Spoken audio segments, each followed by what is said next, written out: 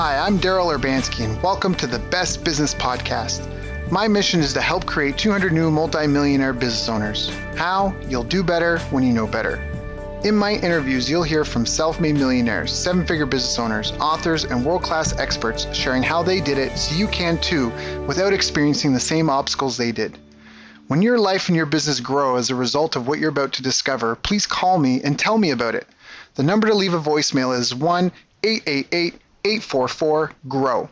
That's 1-888-844-4769. Long distance charges may apply. Dial now to call me, connect, share your personal story of how my interviews have helped, or share your current challenges and frustrations so I can connect you with an appropriate course, coach, or help you if you connect. Now, if you like this interview, please share it with a friend you think will benefit. They'll appreciate it, and I will as well.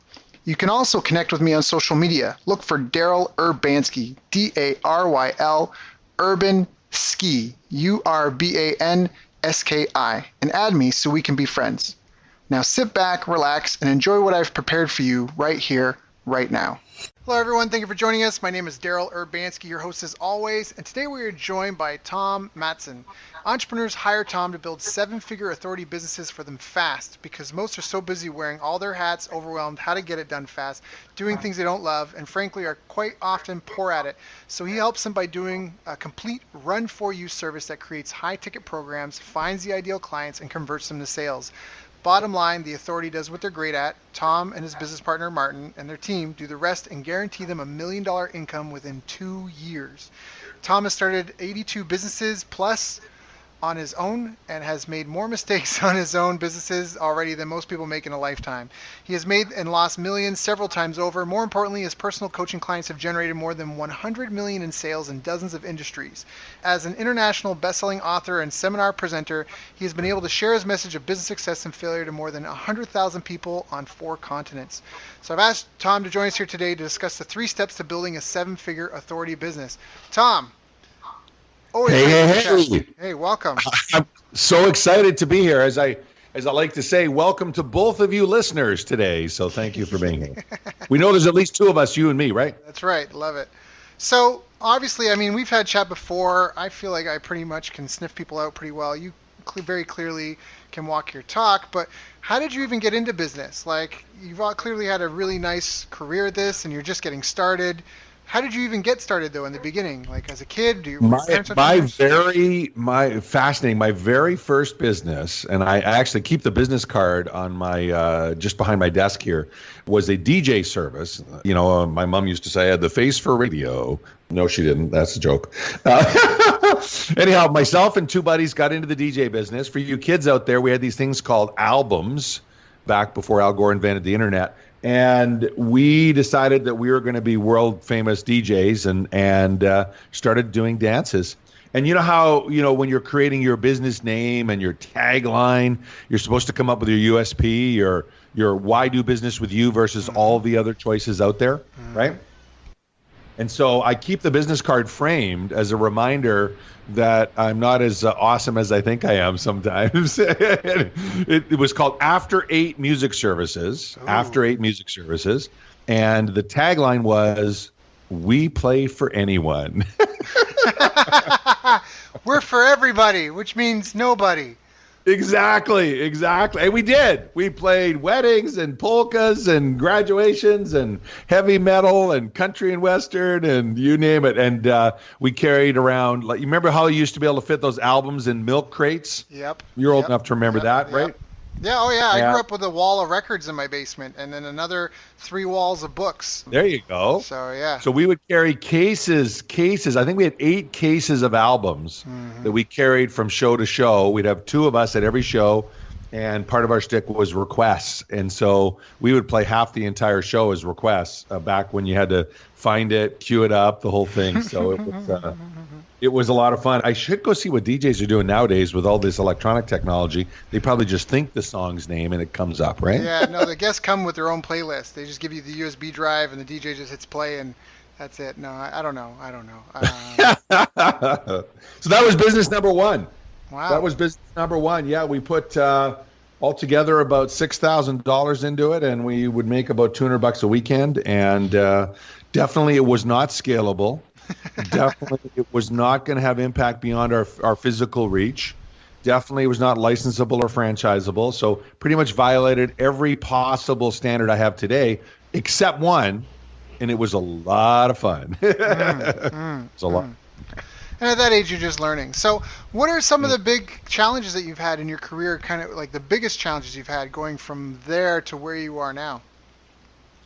Well, I've, you mentioned, made and lost millions over the years, many times over.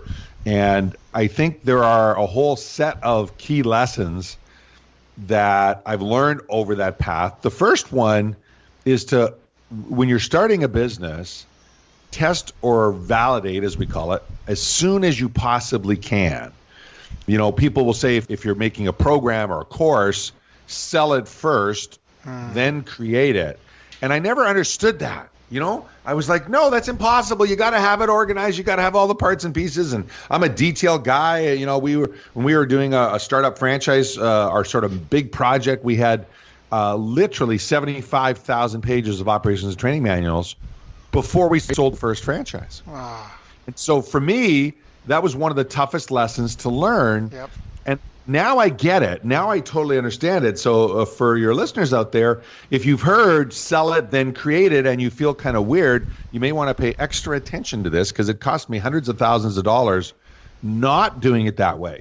There are plenty of ways to test your idea on the marketplace before you have to spend all the money. Back when I was doing bricks and mortar businesses, it was much, much tougher. You know, if you're building a coffee bar, it's pretty tough to test a coffee bar until you build the coffee bar. That's right. You got to make the sign. You got to get the furniture. Otherwise, you don't have a product. The place is the product. And that's a huge investment. Yeah. And now, though, for people that are in the information business, especially, you can totally test it in advance. Yep. In fact, you can test it before you even sell it. We have a process we teach all of our clients. In fact, we teach it in our master classes for free, which is all about getting feedback on your method, on your offer, and what you're bringing to the marketplace. Getting feedback before you even offer it for sale. And then you can go out and offer it for sale, and then you go out and develop it. And so that was certainly one of the biggest lessons. The second one, I would say, easy. Yeah. Do business with dolphins, not sharks. That's subtle, but it's so real. It's so real. The best disguise for a really sinister person is a great person, right? Nobody's walking around with their teeth out, right? Yeah. They're gonna look. The best disguise. I love that, because that's. Sorry, keep going. Well, there's a book that I got this model from. It was written in 1993. You can only get it on Amazon now, called The Strategy of a Dolphin. And it says there's three types of people. Sharks, kill or be killed. It's all about them. See if you can recognize anyone in that category. Mm-hmm.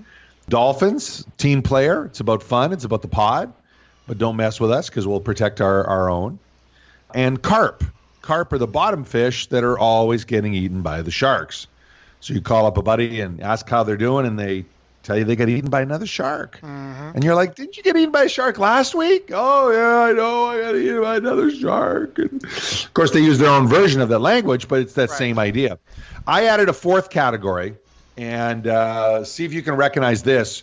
Daryl and I are in this high-end international mastermind run by a great guy out of Israel. And see if you can recognize this as any of the 192 people in that mastermind, Daryl. I call it enlightened sharks. It's all about them, but in order to get what they want, they have to help you get what you want. So they're great JV partners. They're great, interview subjects. They're great, people to help promote you. But if you go into business with them, they're a shark. And fundamentally, their job is to eat people. Right. So you do not want to partner with enlightened sharks, because they look and act and walk like dolphins, but at heart, it's just all about them. Yeah. Does that resonate with you? Like anyone who leads seminars and workshops and global speakers, perhaps? Yeah. We won't talk about the drop any names, but it's unfortunate, and some people might feel bad about categorizing people, but you have to understand, people can change, but it takes a lot of time. I heard Jim Rohn tell this great little tale about the frog and the scorpion. This frog was trying to cross a river, or scorpion was trying to cross a river, sees a frog, says, "Hey frog, let me hop on your back, take me across the river." And the frog says, "No, I'm not that dumb. You're a scorpion. Scorpions kill frogs. I'll let you hop on my back. We'll be swimming across the river, and you'll sting me, and I'll drown." And then the scorpion says, "Mr. Frog, you're not very bright. If I'd sting you, you'll drown, but I'll drown." And the frog thought about it and said, "You know what? Okay." So he lets the scorpion hop on his back, and they're crossing the river, and the scorpion stings him. And the frog can't believe it, and he's going under. He knows he's about to die, but before he goes, he says, "Why did you do it? Like, I'm going to die, but now you're going to die." And the scorpion goes, "Because I'm a scorpion." And that's what scorpions do. Yeah. And Absolutely. Absolutely. And so my advice there is, because I've got a chance to share the stage with most of the big names in the information marketing space, whether it's Tony Robbins or Brandon Bouchard or Jay Abraham or most of the big guys, Jeff Walker, you name it, Lisa Sasevich. And almost all of them behind the scenes, when their guard is down, are completely, it's all about them. Mm-hmm. But the good ones know they have to help you get what you want. And so they're very committed to getting you what you want, and so they can get what they want, maybe your love or adoration or your money, whatever the case may be. And so I don't begrudge them. I used to judge it. I used to be very judgmental about it. And now I realize, no, that's just the way they're wired, like the scorpion, right? That's the way they're wired. And so be aware of that when you're doing business. And, I've out of those 82 businesses, as we record this, I just got back from probably the most intense live event I've been to in 15 years. 4 days of solid content on helping move people to impact by Wendy Lipton Dibner. She was amazing, absolutely amazing. And it was fascinating to me to see the people that were getting, it's all about impact, it's all about getting real results. And the people that were simply like, yeah, but when are you going to teach me how to sell and talk people into stuff? In a room that was entirely about that, even in that audience, it was a big ballroom full of people. There were people that it was all about them, brother. So, So what do you recommend to someone who's starting out and struggling, and they're like, okay, we have these different categories of people. I need to sell it and then create it. Or like you suggest, I need to get feedback, and they're just kind of like, okay, but what does that mean? How do I do that? Well, it varies depending on the type of industry that you're trying to get feedback on.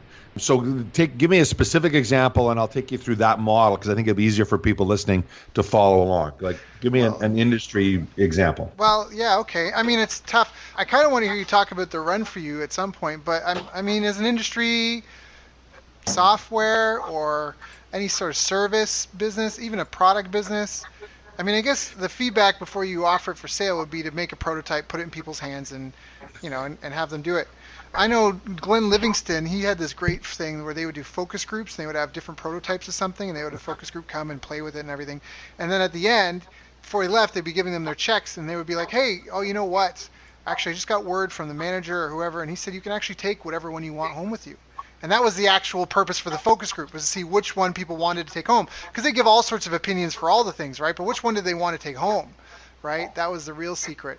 Yeah, I like that. What I find is, well, let me quickly take you through our sort of high-level feedback process, because I think it can really help people listening in. In our case, we work with people to create high-ticket, high-margin programs that are scalable, okay? So the way we do that is we'll set them up, we'll encourage them to have 5 stages. If we do the run for you, we create the 5 stages by interviewing them, pulling out their genius. If they're doing it on their own, they just set it up and have 5 stages. For each stage, you want to have a finish line and a prize. A finish line is the measurable result of that stage, right? People know when they're there. The prize is what's in it for them to get to that stage. In this case, their client, their prospective client, right? What's in it for them to get to that stage? So you have a finish line and a prize for each of your stages. And then you have a pricing model, whatever it's going to be. And then what you do is you talk to what we recommend 7 of your ideal target market customers. So if you're targeting, startup entrepreneurs, or if you're targeting established businesses, if you're targeting doctors, whatever it is, you find 7 of them and you go through the process. You start with the problem you want to solve for them, right? What is it that you're going to do? Would you be interested in blah, blah, blah, blah, blah? If they're not interested in that, then they're not your target audience. And this is where a lot of people do market research really stupidly. They'll be in a Facebook group and they'll say, what's your favorite logo? And they'll post 3 logos up there. Or what's your favorite book cover? And they have no idea if the audience in that Facebook group is their audience, right? You want to get feedback from your ideal target market, not just from random strangers, right? Right? That's why our JVMM group works so well, because we're all building our business, looking to have impact around the globe, marketing. And so when we ask for feedback, we're getting feedback from experts in their fields. But even that's dangerous if they're not part of our target audience. Right? That's right. So you do this process. If they're interested, you then say, okay, well, here's how we do it. First stage, we do blah, blah, blah. And the finish line is this. And the prize is this. Second stage, we then do blah, blah, blah, blah, blah, finish line, prize. And you go through the 5 stages. Don't mention a dime of the investment yet. And at that point, you say, what do you think? You're testing for it, right? And the goal is to get 5 out of 7 to say, love it, totally interested, totally makes sense. And by the way, I should have said this, really important. You can't sell for real on the call. You have to tell them that. You're getting their feedback. And even if they want it, you cannot sell. You have to book a second call. Very important. Otherwise, you're getting biased feedback 2 different ways. One, they put their skeptic hand up, and you're going to bias that negatively. And second, if they get all excited, they know there's a check involved, they're going to give you different feedback. So you just want to give open, honest feedback, go through the stages. Yes, no, yes, no, yes, no, goes 5 out of 7. Then you say, so Daryl, what would you pay for that? If we could deliver that outcome, okay? If we could, so I'm just working, as we speak now, I'm working on our next deal-making summit. It's called the $1 Million Strategic Alliance Summit. And we're upping our game. I've done this for 5 years. Now we're going to up our game even more. And not only are we going to guarantee $1 million in signed deals, but 80% of the fee won't be paid until you actually sell the $1 million worth of deals. That's fantastic. Because I'm frustrated that people come to our event, do a lot of deals, and don't follow through. And that's why I was at this impact event, because I'm like, you know what? I'm not doing another event, having people do a bunch of deals, and only 5 or 10% of the people follow through all the time. Like, that's it. If you're coming to my event, you're going to get it done. So I'm going to link my pricing to you getting it done, so that I'm going to follow up and make sure you get it done. You know what I mean? Like, so when that program is, that event is a $25,000, $5,000 down, $20,000 when you do the $1 million in sales. Most people would say that's a great return on investment, right? Right. But that doesn't mean they would pay it. Right. So you go through the stages, then you say, what would you pay for that, Daryl? If we, in 1 week, if we could take you to an exotic location, pay for your rooms and meals, you just get to the airport, everything is taken care of, and you leave with a bunch of high trust relationships and a bunch of deals signed that ultimately lead to $1 million in new sales, what would you pay for that? And you just ask people, unfiltered, what they would pay. Most of the time, people come up with a number lower than you would want to charge, right, especially if it's a high ticket program. So whatever they come up with, you say, well, okay, that's good. Thank you for that feedback. We actually are going to charge, like say we're going to charge $25,000, but it'll be $5,000 up front and the other 20 once you close $1 million worth of sales from the deals at the show. How does that sound? And now your goal is to get 3 of those 5 to say yes, 3 or more. So you do 7, you get 5 in principal and 3 in specific dollars. And again, you can't collect their money on the call, even if they want to. You say, no, I promise this wasn't a sales call. I'll follow up later. When we go live, if you're testing something, you can say, hey, I'm just doing the research now, right? If we go live, I'll definitely follow up. I promise. You'll be one of the first people I talk to. But meanwhile, I really appreciate your feedback. Doing it that way, you get honest, open feedback from your ideal target market. And I'm telling you, of the 82 businesses I've had, this would have saved me tens of millions of dollars. Yeah. Yeah. Tens of millions of dollars. Oh yeah. Just Because making what sure a that lot of there's a people buyer before you actually go through all the hassle. Well, yeah, and what do the gurus teach you? Sell a cheap version of your product.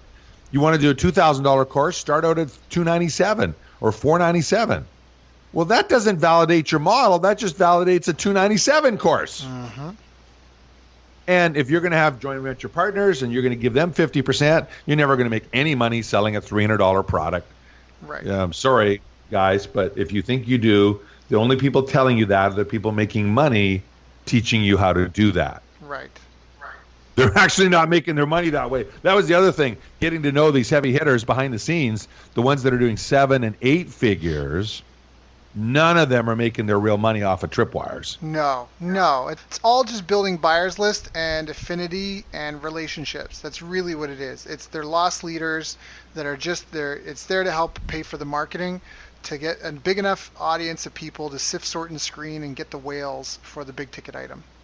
And if you talk to them behind the scenes, not only that, they never made money in the beginning that way. They went straight to high ticket, found a way to make that work, and then with the excess money they had, started doing all that other stuff. I mean, Jeff Walker is a great example. I was in his Platinum Mastermind. Awesome guy, awesome group. And Jeff's book, he didn't even write a book until he had over 10 million in sales. Yep. He didn't even write a book. That's right. You know, everyone says, "Oh, get a book, get a, build a list, blah blah blah blah." No way. I mean, you can do that. It's just that you're dumping a lot of money to somebody else. And it's proven. If we take two other industries that just came to mind, Tesla, that's exactly what Elon Musk did. He built the super electric car for rich and famous people, and then he found a way to do it. And once he figured out, he started high ticket, and then now he's working his way down to the everyday person. CrossFit is another example. The CrossFit is something where it was originally sold to high net worth individuals, and then they went after big military contracts where they did this for the military and fire rescue personnel and big contracts, big money, right? Nationwide stuff. And now it's filtering down to where on their website now they're having like photos of grandpa kind of lifting, like some jugs that look like antifreeze, like blue antifreeze, and he's like little home workout with grandpa, he's just trying to keep his, his thing working and able to get out of the chair. And it's like, that's how it started. It started high net worth. He was in Northern Cal, some billionaire clients that he had, and it just filtered down. And like I said, military. And so I think it's a fantastic example. If you, go sell it to the people that have money, they'll pay because they'll know it's maybe new and it's going to be custom and boutique. And when you do something enough, a pattern emerges. And once you have a pattern, you can optimize things and refine it and perfect it. And then you have like economies of scale and all these types of things that come into play. Well, and that's actually one of the, it's a really good parallel. Both those are awesome. Tesla's a great example, right? Mm-hmm. It was very expensive to buy those first Teslas. And, they just announced their newest supercar. They're going to bring it back and make it even better. And, 0 to 100 miles an hour in 0.1 seconds or some crazy thing. I mean, it's a rocket ship on the ground, right? Right. But that's what they did. It was a very specific strategy. And we can all model that. The other thing I found, and this would probably be the third big insight, you asked, what are the key lessons learned? Guarantee results. Guarantee results. My mentor, Jay Abraham, calls it risk reversal, where you take the risk off of your shoulders off the prospect's shoulders and put it on your shoulders. And when I say that to entrepreneurs, a lot of them get really, really nervous. Well, like, what happens if? First off, if you don't believe you're going to get results for people, you shouldn't be selling it. Mm-hmm. Period. I mean, you shouldn't sell it if you think you can't get results. Don't sell it. Absolutely don't sell it. If you think you can get results, then build redundancy in so that you've got, the ability to impart skills, accountability, and mentorship. If you're coaching people, not just information, right? Add in layers. What do people need? It's not just knowledge, right? People don't need knowledge. Knowledge, they go into I call it Dr. Google. They go to Dr. Google and get 1 billion pages on pretty much any topic in the world now. Knowledge doesn't help anyone on its own, right? Knowledge, along with the timing of which knowledge when, or what we call perspective. Okay, now we're getting somewhere. But even perspective is useless if you're not a person who follows through. Yep. Right? Yep. You're a really wise broke person. Okay, great. Yay! Yeah. Right? That doesn't do any good. That does not do any good. So if you want to create a real business, not a hobby, not a job with economic risk, but a real business, find a way to guarantee results. Now, here's the juicy part.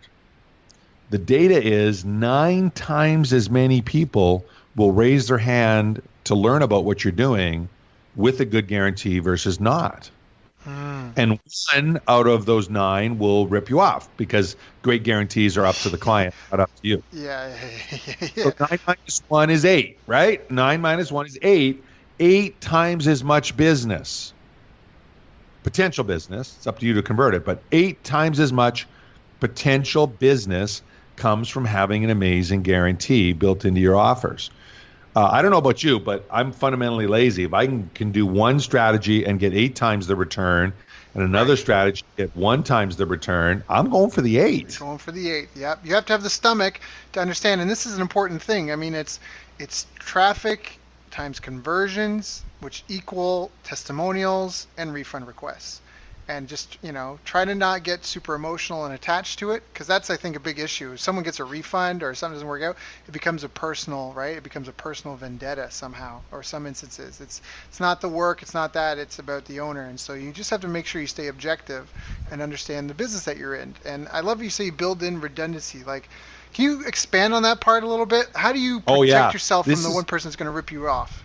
This is so crucial for those of you wanting to build a real enterprise, not just a hobby. Redundancy can come in several ways. The first is have multiple revenue streams. Right? Most people, when they're building a business, have one revenue stream. I'm going to do X, and off they go. I'm going to coach people. I'm going to train people in CrossFit. I'm going to do whatever, right? So the first thing to think about is have 3 different ways you're going to make money, 3 different strategies. That's the first type of redundancy. And for beginners, I wouldn't touch this one. For brand new beginners, I wouldn't touch this one. But anyone that's up and running and is already making money, if you don't start thinking 3 different revenue streams very early on, you're just wasting a lot of energy and you're increasing your risk pretty dramatically. The next thing to think about is for each of those revenue streams, have 3 different conversion strategies, right? You're a lead generation, lead conversion guru, right, Daryl? Having multiple strategies to convert allows all kinds of things. First off, always one works better than the other 2, right? That's statistically. Right. That's right. It doesn't matter. Maybe it's just a little bit better. Maybe it's way better. Yep. But there's always one that works better than the other 2. And so you can then look at that. And if it's dramatic, optimize that one and drop the others. Yep. And you get way faster results doing that way. And then the third, and this is what anyone that's new should start with, is you've got a product, you've got a conversion strategy, now have 3 separate ways to drive traffic to that conversion strategy. Facebook is a great way if you know what you're doing or can hire someone who does, but it's only one way, right? There's a whole world of generating leads out there, and I see this all the time where businesses set their entire model up on one approach, and then something happens, right? The market shifts, or the algorithm is rewritten or whatever. And, if you're selling low ticket items, Facebook ads today don't pay. They used to for low ticket, but today they don't. You're looking $20 to $30 a converted lead if you're really good at what you do, and, or not a converted lead, a lead. And then you got to put your conversion on top of that. So if it was $20 a converted lead, we'd all be doing just Facebook. No, you wouldn't. You would do 3 Facebook strategies. So even within Facebook, you can have redundancy, right? I mean, there are people who just use video for their conversion strategy in Facebook. There are people that use content. There are people that use groups. There are people that use free posts being shared and creating something viral. And there are people that use paid ad strategies. You can have redundancy in each layer, but my experience is if you have 3, then you are thinking of this as a strategy rather than just responding to the flavor of the day. And now, extra for experts, because I know you've got some heavy hitters that listen to your podcast all the time, Daryl. We talked in advance. Extra for experts, you have redundancy at all three levels, like I just described. You have 3 different lead gen strategies for each of your revenue streams. You have 3 different conversion strategies for those 3 lead gens. So there's a factor of 9, 3 times 3. And then you have 3 different revenue streams, ultimately, which is 27 separate paths. And when I say extra for experts, as you're scaling your business, having someone manage 5 funnels isn't much more work than managing 1 busy funnel. That's right.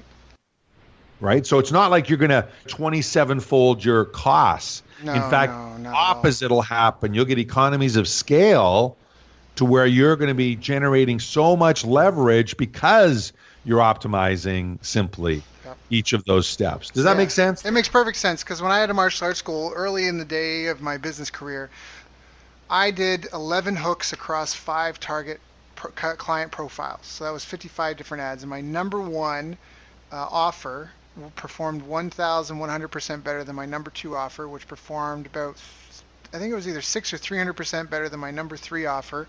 And the only ones that were profitable were the top 2. And so out of those 55, if I hadn't, and when I work with a client now, I typically tell them it could take anywhere from 1 to 8 funnels before we find 1 to 8 conversion strategies till we figure out the one that's going to work. Because it's exactly that. You can't predict the wants, needs, and desires of all the people out there, right? You're inside the box looking out, and it can be tough to see if they're, what's on your face. So you really just have to put a bunch of stuff out there and see what works. And I think people really underestimate that, and that's for that business. I figured out a way to print money. I mean, it worked like gangbusters, whether it was an ad or done in person. It was just, do you like MMA? Yes, no, yes. Oh, would you be interested in a free fighter fitness and skill assessment? Yes, no, yes. Oh, perfect. It comes with it. Did you know if you could qualify for a free 30-day trial? Are you interested? Yes, awesome. And it was like, boom, it was like printing money. If we had kids with, and it was started doing free fighter fitness and skill assessment with a potential 30-day free trial to university males, it was like printing money. If I went down to the university campus with a clipboard or my ads, like the ads did pretty consistently like clockwork, but going down there with a clipboard and doing the same thing in person, I would get more leads, like 70 to 150 leads in a couple hours. And I'm like, I'm full. I can't chase these down, right? Like, and that's where I got into like, how do I manage leads, right? What kind of software can I use? How do I do this at scale? Conversion strategies, right? Managing a database, and how to use automation. And that's where I developed all those skills, because of exactly that. You can't just, 1 is the worst number in business, right? It's the worst number in business. Totally. And it's even worse if it works. Yes, because then you depend on it. And then and you don't know what about it is working, right? You're like, I'm a genius. Uh-oh. Yep. Yeah, I love it. And that's, for everyone listening in, the next big piece I would throw in, because it relates to what you just said, is when you outsource to the best and brightest, not the cheapest. Yes, which is a painful lesson. I've had to learn. And we all learn that one the hard way. Every one of us. There's not an entrepreneur out there who doesn't learn that lesson the hard way, sadly. Mm-hmm. At least I've never met one. If you are one, email Daryl and I'd love to meet you. It's so rare that we do this. There's a guy in our international mastermind who's a Facebook marketing guru, and his retainer, he's not very active in the group, so you may not have met him yet, Daryl. His retainer is $30,000 a month. Yep. So one of my long-term goals is to have a business big enough to justify $30,000 a month as a retainer, because the one thing I know is if that's your retainer, you're kicking butt. That's right.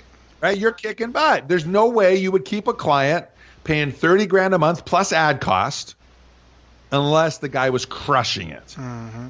Absolutely crushing it. And I heard about him because one of his clients I met at an event. It was a high-end mastermind retreat.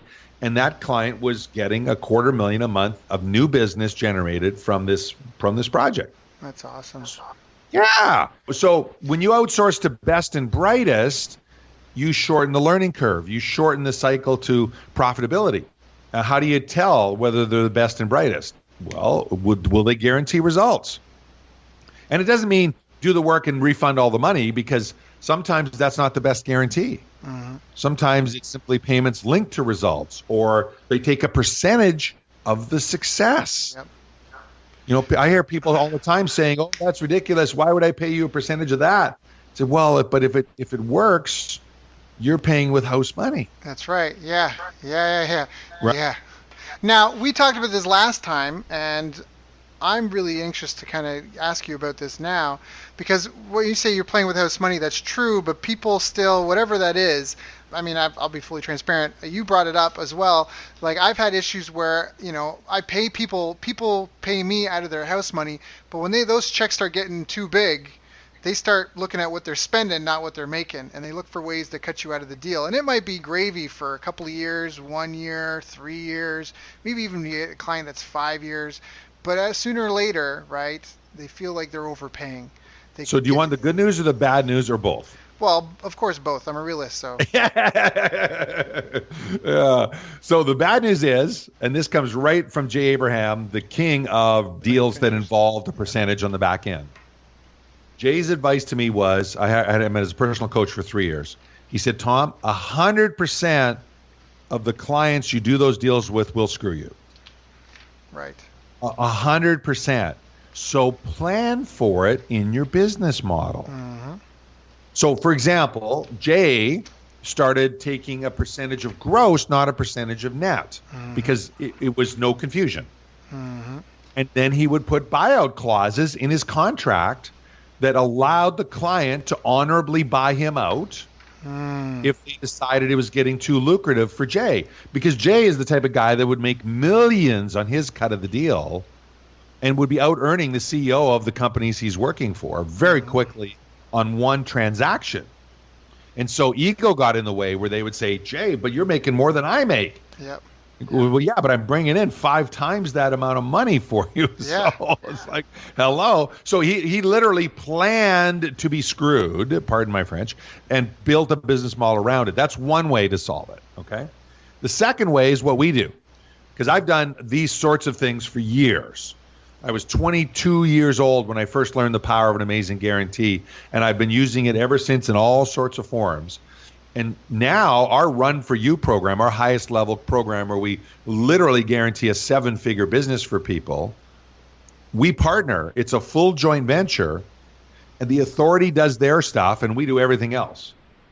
But in order to prevent that problem, the money comes to the joint venture, not to the authority. And then we divvy it up. So we use the old maxim of the golden rule, which is not do unto others as you have them do unto you. It's he who has the gold makes the rules. Yeah. That's the real golden rule. So we set it up so the money flows through the joint venture. And that way everyone's protected, including us. Right.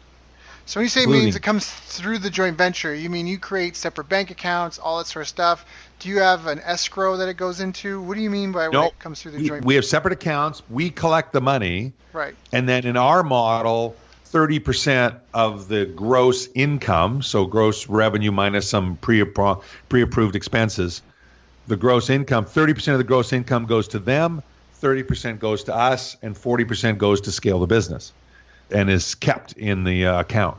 So they get 30% off the top of the gross income, but we manage the funds, we collect the funds, we manage where it's spent, we hire the outsourcing so we can choose to hire best and brightest and not get pushback. Because when I did these sorts of deals earlier in my career, I would get all sorts of argument, well, you shouldn't use that person, they're expensive.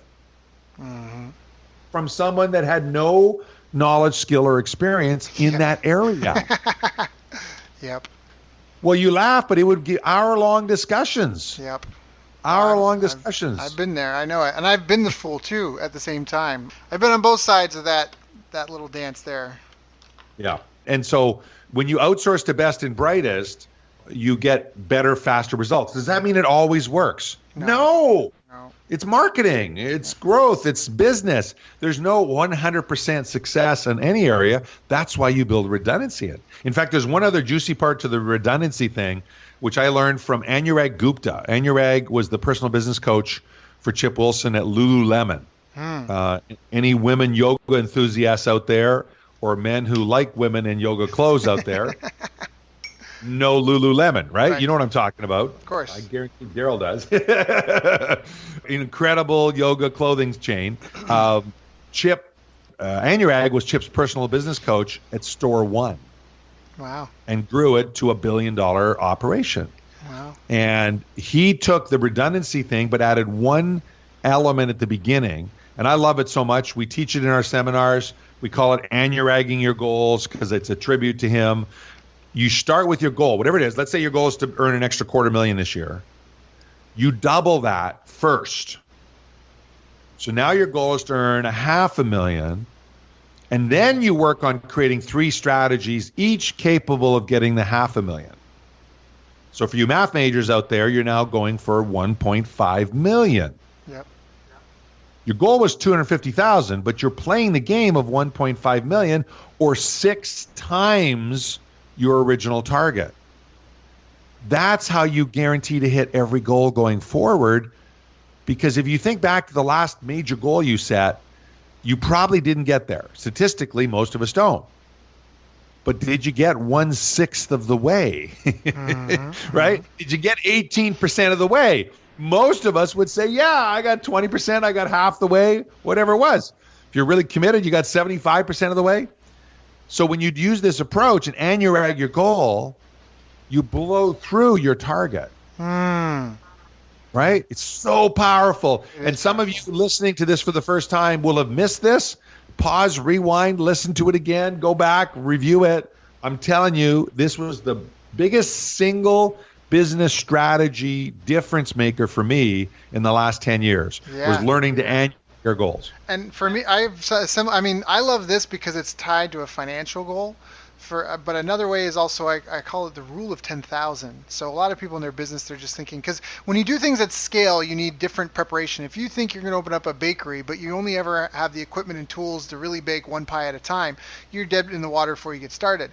But if you use the rule of 10,000, how would I handle 10,000 leads? How would I handle 10,000 orders? How would I ship 10,000 pies? How would I, right? The rule of 10,000. How would I do this 10,000 times?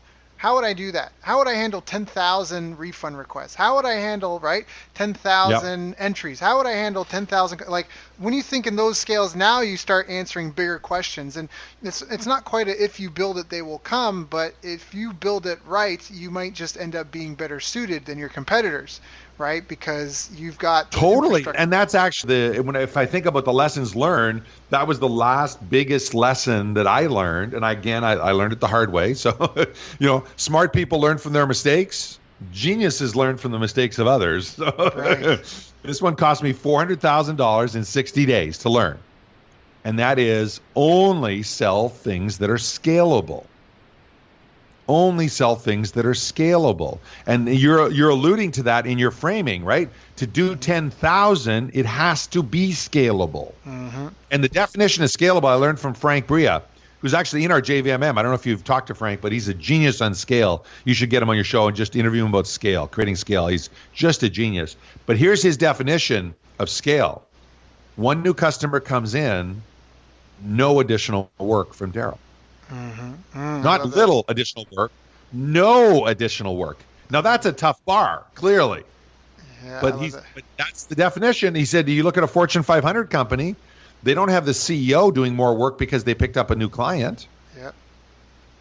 So we need to think of ourselves as little Fortune 500 companies. Well, I love that because when you look up entrepreneur in the dictionary, it says a person who organizes a business or businesses. What it doesn't say is a person who turns on the light, mops the floor, cleans the toilet, takes the order, does the counting, right, delivers the service, deals with customer service complaints, does the marketing, does the advertising, and does the R&D. And it doesn't. A person who organizes a business or businesses. A person who organizes it where the sum is greater than the parts of the whole.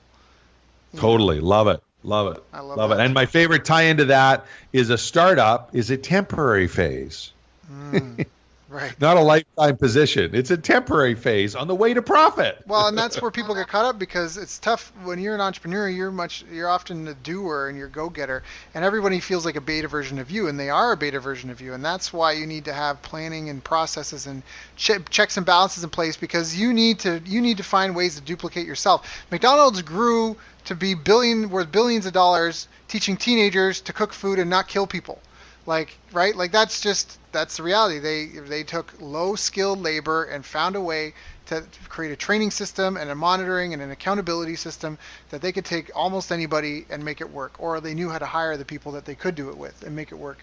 And that's just it, like with your business. So, you're not in the business of what you do, you're in the business of getting that done for other people, right? You're not in the business of mopping floors, you're in the business of getting someone to mop floor, right? So I love that. Amen, brother. Yeah. All right. So I want to be respectful of your time, but I do want to ask a couple other questions. So, You got it. Fire away. well, what are some of the habits that you feel you have and that you've seen in the other more successful people? Some of the business habits or even daily habits. Well, first one that comes to mind when you ask that question is from my favorite entrepreneur, Richard Branson. When he's asked what's the key to success for an entrepreneur, his answer is always fail faster. And so the habit is not only being open to fail, but embracing failure. Embracing failure. And I fortunately learned that early on. I worked for Dale Carnegie Training, and it was literally part of the mindset of not only the program, but the people running the franchise to embrace failure. For entrepreneurs, we get, as an employee, you get punished if you fail. Right? You're not supposed to. You're supposed to do a good job.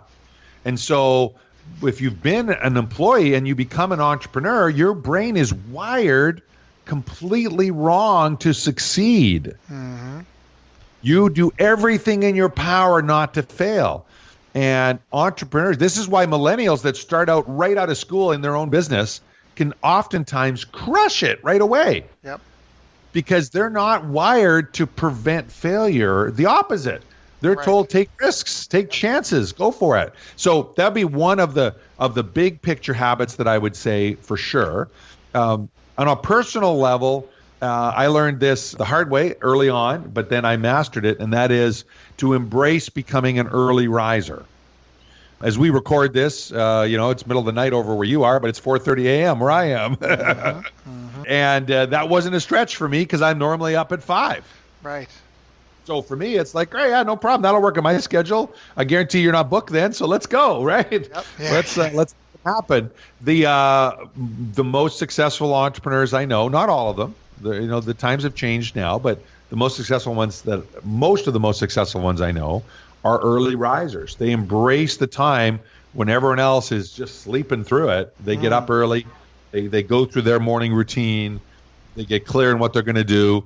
When we're done here, I'm off to the gym for my session in the gym. I'm not as advanced as you are at it, but I'm going every day. Every day where my body is not giving up on me, I'm there. Yep. That's really powerful. Speaking of that and how it ties into fitness, so I'm an entrepreneur and an athlete, and I'm a geek in a lot of ways. And it's funny that you say that, the early riser, because there's been lots of studies, and it's not necessarily mandatory. Lots of people make lots of money that aren't early risers. But there is a key component that I think is important and still validates why it's important to be an early riser. And that's because they've done all sorts of research, especially for athletes, that recovery. Like if you're making millions of dollars, right, as a basketball player or whatever, you need to recover fast, right? You need to recover from workouts, you need to recover from games. And they've found, like, sleep is not only a phenomenal thing for recovery, but time of day that you sleep matters a lot. If you and I both go to bed, and you go to bed at 8 p.m. and you wake up, or let's say you go to bed at 9 p.m. and you wake up, I guess, at 5 a.m., and I go to bed at midnight and I wake up at 8 a.m., the hours before midnight you sleep are worth almost double what the hours you sleep after midnight are. Oh, interesting. In terms that of doesn't surprise me at all. REM and all that stuff, it all has to do with your circadian rhythm, and it's the hours you sleep before midnight are almost worth double, if you had to put a factor to it, to the hours you sleep after midnight. So just getting 8 hours of sleep a night actually isn't quality sleep. I love it. Time of day. So I love it. I love it. Well, and we came from this event, telling you before we started recording, where it was the most intense live training event I've been to in years. And you do that along with the social activities afterwards, and your rhythms are gone. Right? That's part of the deal. They're gone. And I've just learned to embrace that, but immediately get back into the groove. Yep. Immediately get back into the groove. And so I'm not surprised the data backs that up at all, because if you think about it, the more rested we are, the more creative we are. Yep. The more grounded we are, the more creative we are.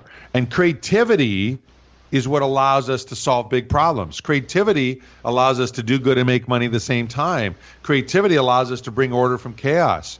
Yep. Creativity allows us to work on our business and make it scalable. Yep. I mean, all good things come from having more creativity. Yep.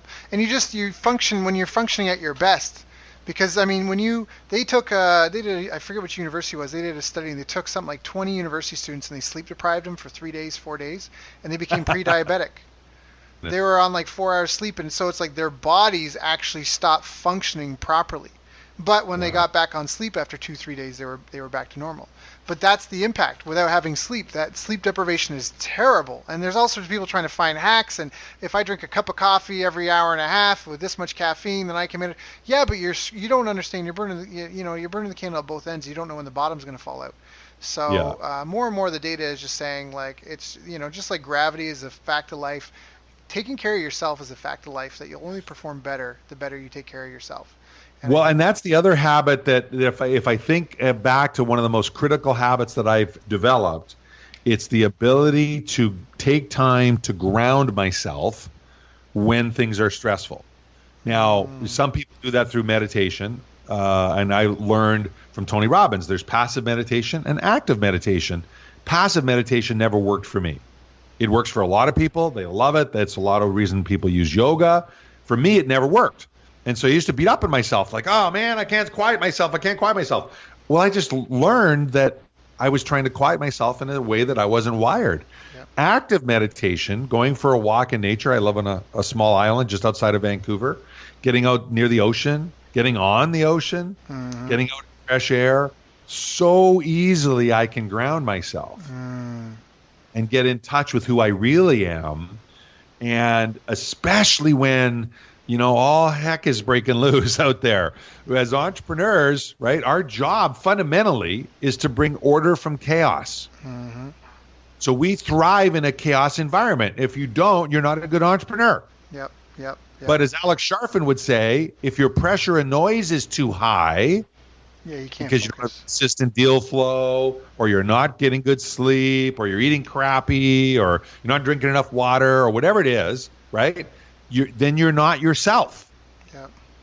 Right? I think the best example of that, and they should use it for entrepreneur marketing, is that it's a chocolate bar commercial. I'm not sure which one, but it shows people turning into a different person until they have their Mars bar or whatever the heck it is. Oh, and then they become I've seen those. I think it's Snickers. Right? It's hilarious. But that's what entrepreneurs are. We turn into these monsters that are absolutely a pain in the butt to deal with, rude, insensitive, uncaring, when we're not in our zone.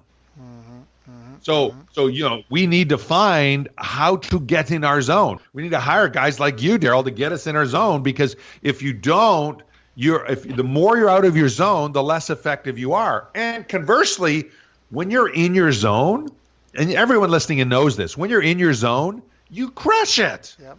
You can get 20, 30, 40 times the progress in a day. Right? I mean, I flew back, it was a 6-hour flight, the main leg, coming back home from this event. I got more done on that flight than it would take me to accomplish in a week in my office normally.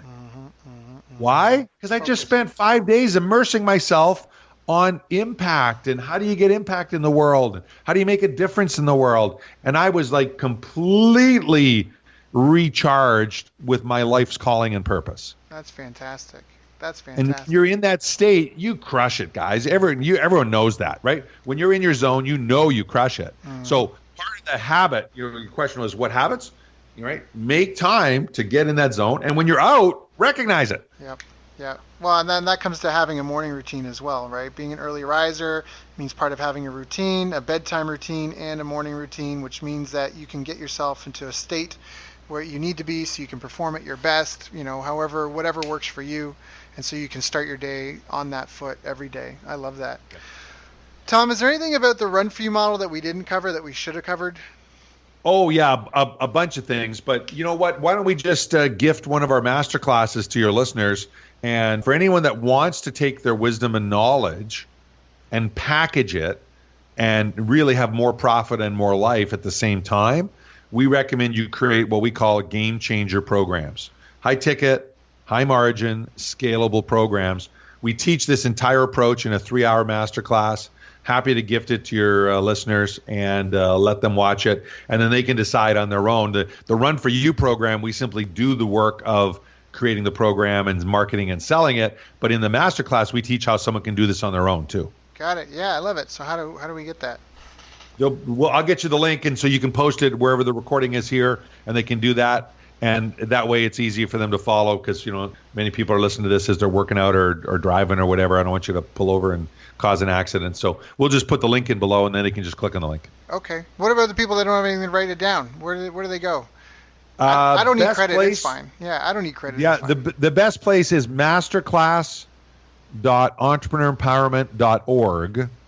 masterclass.entrepreneuремpowerment.org. And we've got a bunch of masterclasses there. They're all free, but the first one is always this one because it's our most impactful one. And we change the headline from time to time. So currently it's called How to Generate $250,000 a Year, even if you can't market your way out of a wet paper bag.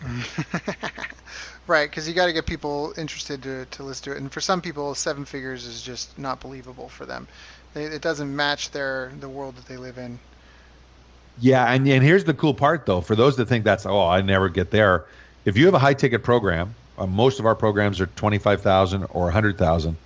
If you have a $25,000 program, $1 million is just 40 clients a year. Yeah. It's not 40,000. It's not 400. It's 40 clients a year. Yep. Yeah. So for you experts out there, if you're not doing 7 figures, and many of you will be, but if you're not doing 7 figures with your new product or your new division, right, look at your model and create something that's a game changer for people.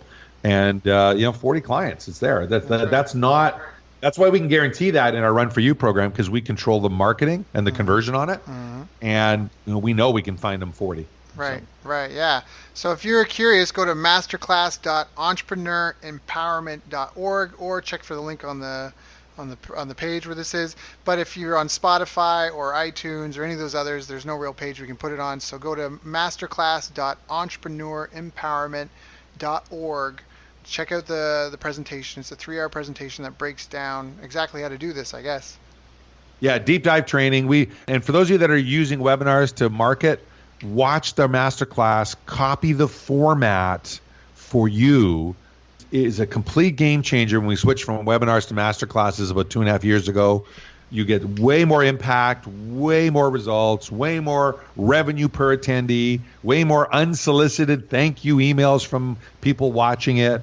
And fundamentally, you have more impact in the world. So if you're not using masterclasses, watch it just for the purpose of seeing what the heck is a good masterclass. How does it work? What's the format? How often does he repeat? How often does he do Q&A? When is the offer presented? Oh, it's multiple times. Really? How does that work? Look at the process of the masterclass, let alone the content, which we know will blow you away. Tom, this is so awesome. This is a great call. Definitely gonna have to get you back.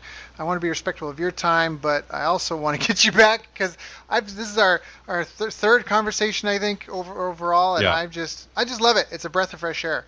So I appreciate your time, Daryl, and I love what you're doing in the world, and so many entrepreneurs need help to scale and grow and do what they're doing, and I love the work you're doing. So keep it up, man. Thank you, Tom. It's been an honor and a pleasure.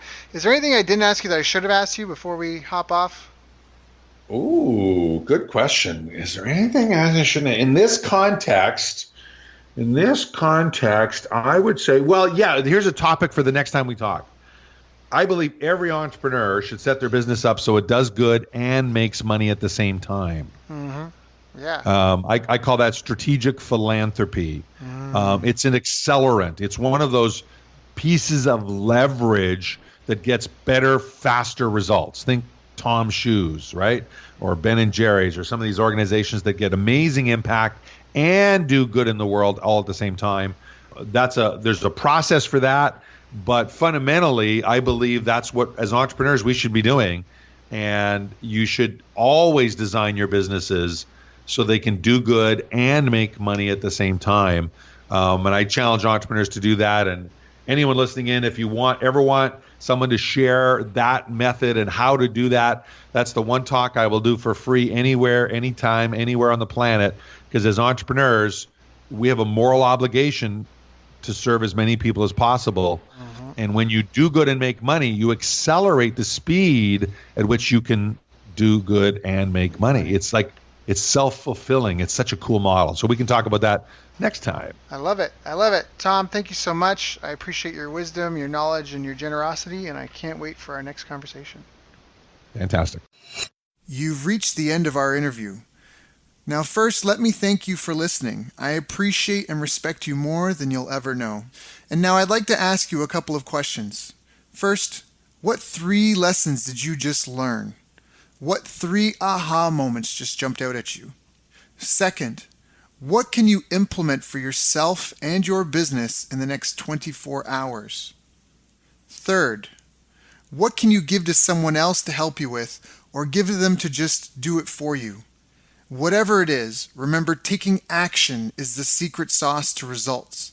Now, if you think this interview would be helpful for a friend, please give them a link to it. It'll help them and it'll help me too.